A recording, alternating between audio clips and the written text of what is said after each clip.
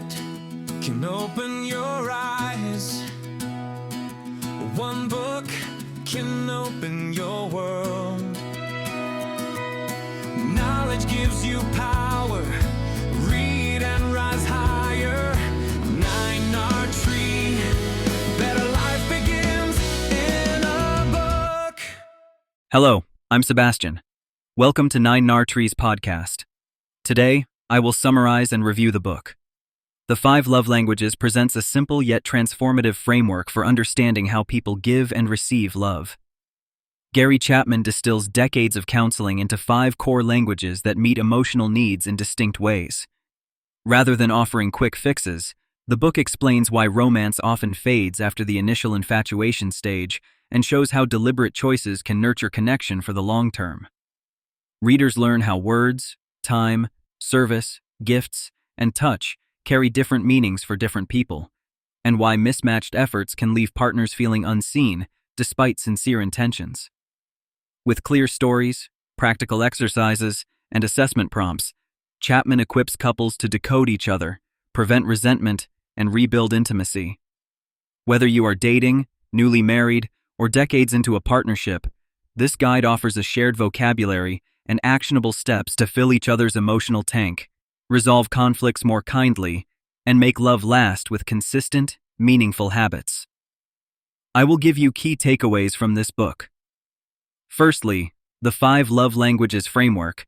Chapman identifies 5 distinct ways people experience love most deeply.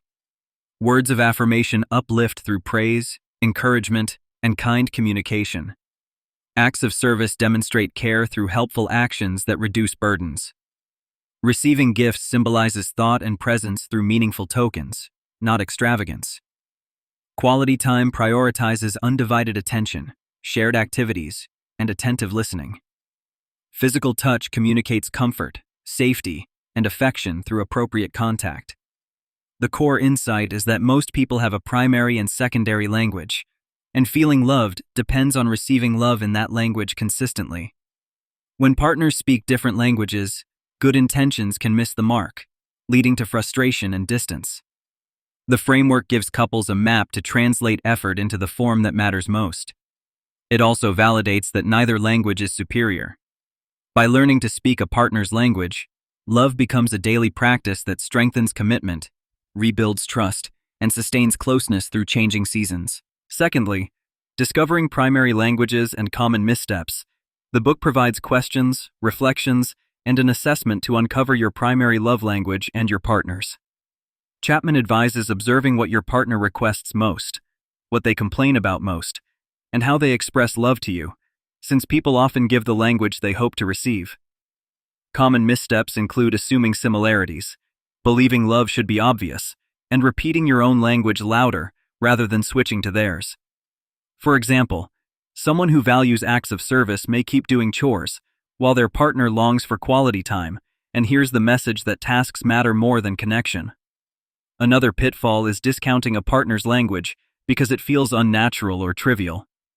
Chapman reframes this as learning a second language for the sake of the relationship. Curiosity, not judgment, moves couples from mind reading and disappointment to clear requests, realistic expectations, and a shared plan to meet emotional needs more reliably. Thirdly, filling the love tank and sustaining commitment. A central metaphor in the book is the emotional love tank. When it is full, partners feel secure, generous, and resilient. When it is depleted, small conflicts escalate and goodwill evaporates. Chapman shows how daily deposits in a partner's primary language prevent chronic neglect and reduce the need to keep score. He contrasts the falling in love stage, driven by chemistry and novelty, with mature love, which is a series of chosen, consistent behaviors aligned with the other person's needs. The book offers routines to keep the tank full, such as scheduled quality time rituals, touch points throughout the day, service habits, intentional affirmations, and thoughtful gifting traditions. Importantly, fuel types must match the engine. 10 hours of errands will not replace 20 minutes of undivided attention for someone whose language is quality time. By measuring progress through emotional impact rather than effort, couples build a sustainable rhythm that restores warmth and commitment. Fourthly, Translating across languages and dialects, Chapman explains that each language has dialects, and specificity matters. Words of affirmation can include praise for character, appreciation for effort, or empathy for struggles. Quality time can mean deep conversation for one person or shared adventures for another. Physical touch may be most meaningful as a hug after work, holding hands in public, or comforting touch during stress. Effective translation requires asking what gestures land best and noticing timing, tone, and context. The book also addresses resistance, such as discomfort with touch due to past experiences, or skepticism about gifts due to family norms. Chapman recommends gradual, safe, and respectful approaches that honor boundaries while still communicating love.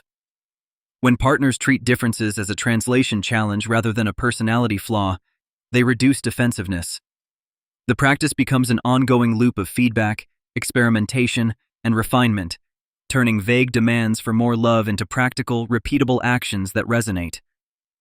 Lastly, practical tools for couples, parents, and singles. Beyond couples, Chapman extends the framework to parenting, friendships, and self-awareness. Parents can observe a child's natural bids for connection and respond with matching languages, building security and cooperation. In friendships and workplaces, the concept informs appreciation and morale, though boundaries and appropriateness guide how touch or gifts are used. The book includes conversation starters, weekly planning templates, apology guidance, and conflict tips that align with each language. For instance, apologies may land better when coupled with the partner's language, such as an affirming note, a corrective act of service, or quality time to process. The framework also supports self-care by encouraging individuals to meet their own language needs when a partner is unavailable, reducing resentment. For long-distance relationships, Chapman suggests scheduled time windows, care packages, written affirmations, and creative touch substitutes like soothing rituals.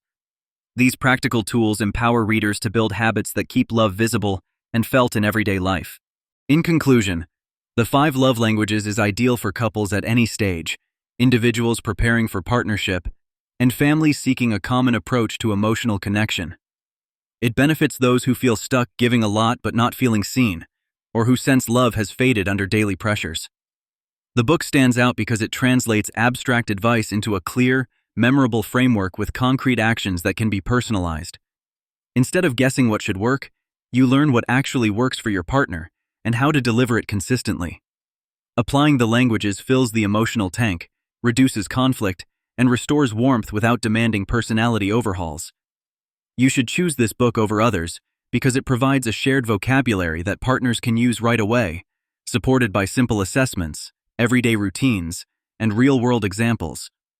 The result is practical, sustainable change that protects your most important relationship and enhances your overall well-being. If you would like to support Gary Chapman, you can buy the book through the Amazon link I've provided in the podcast description. After reading the book, please let me know what you think and share your thoughts. See you around. 1 minute can open your eyes. 1 book can open your world. Knowledge gives you power.